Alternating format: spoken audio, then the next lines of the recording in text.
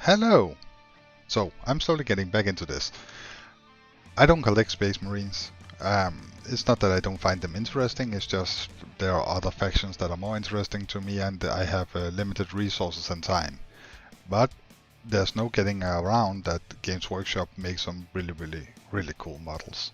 And even though many of my friends would describe the Predator tank as being kind of boring, I think it's really cool. And I've been wanting to paint one for quite some time. And I was feeling spontaneous, so I bought one. And why not do a video on it? I mean, it's a really cool model.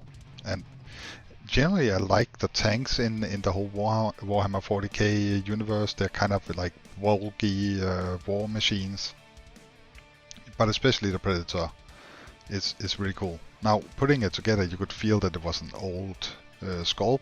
I mean, not everything fits perfectly, so some gap filler will do it justice.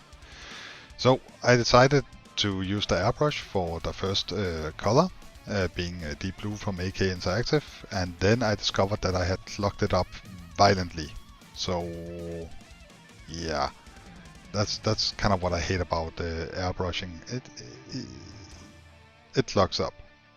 If you don't take your time to remember to clean it properly every single time you use it, then it clogs up and the whole getting it to work again is a bigger thing. So I decided to quickly tip out all the paint on my table and to not waste anything, I brushed the rest on, thinned down heavily. Then I cleaned my airbrush and gave it a spray of electric blue from the top. You can kind of to get some sensual highlighting ish. And you can do this with a dry brush as well. It's just easier.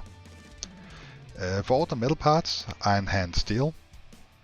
It's a bit brighter than lead belcher, and I didn't want it to be too dark, so that's why.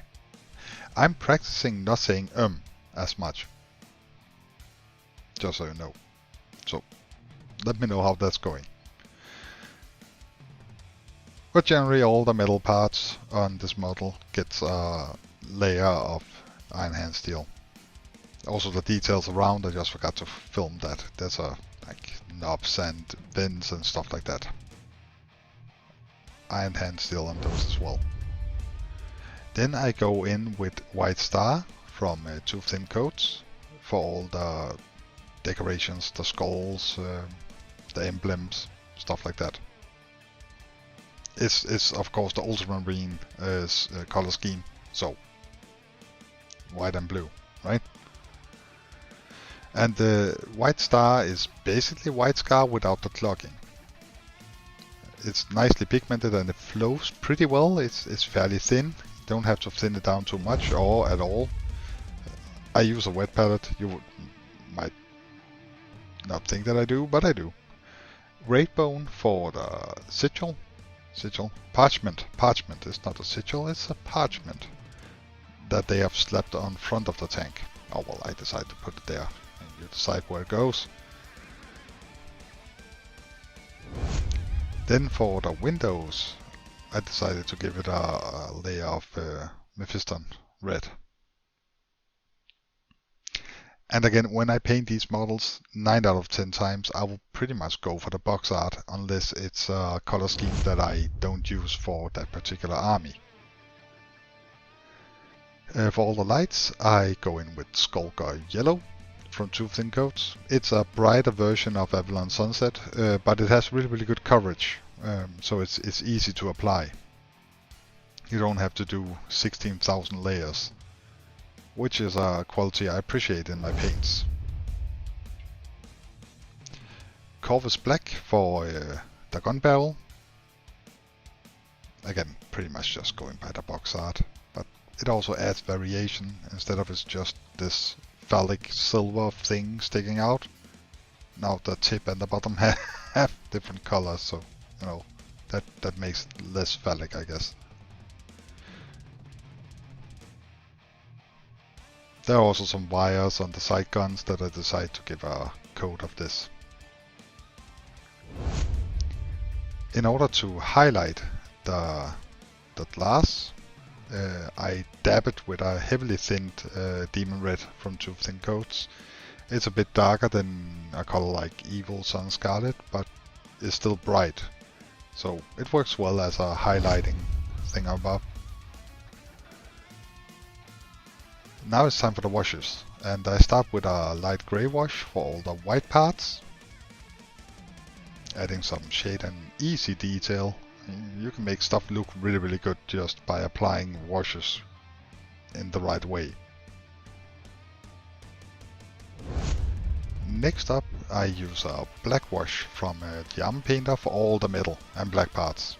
And I know it looks like it goes on really heavily, but it actually dries lighter, and it's really runny, so it's really good at finding crevices and going into like wherever joints meet. Like it will be attracted to that because of, well, I guess physics.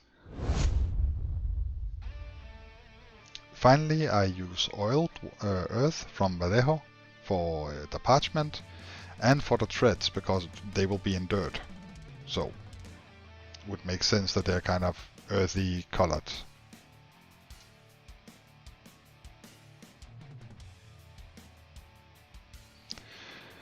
Then to add a little bit of effect, I use Lamenter's yellow on all the lights.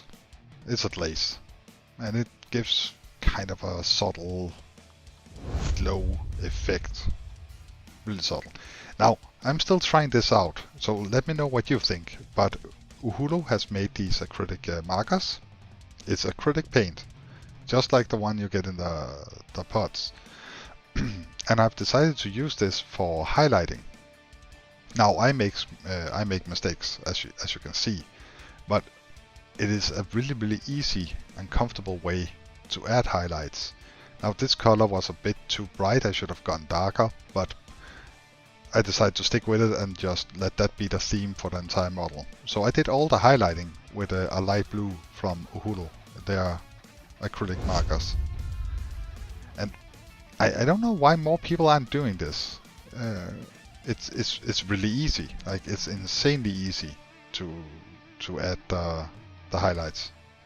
I decided that I want some battle damage without grinding everything up too much. So I added some splotches of Thundia Brown from Citadel, heavily thinned.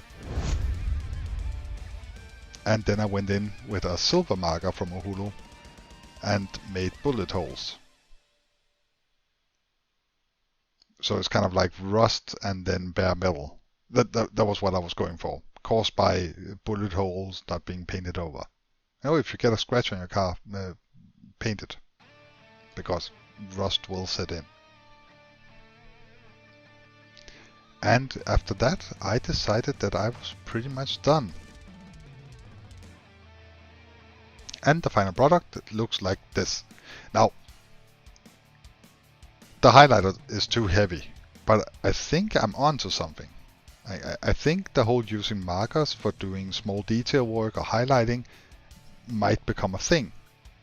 So if you see bigger YouTubers doing it all of a sudden, remember you saw it here first. Or maybe it's just a really stupid idea and I should stop doing it.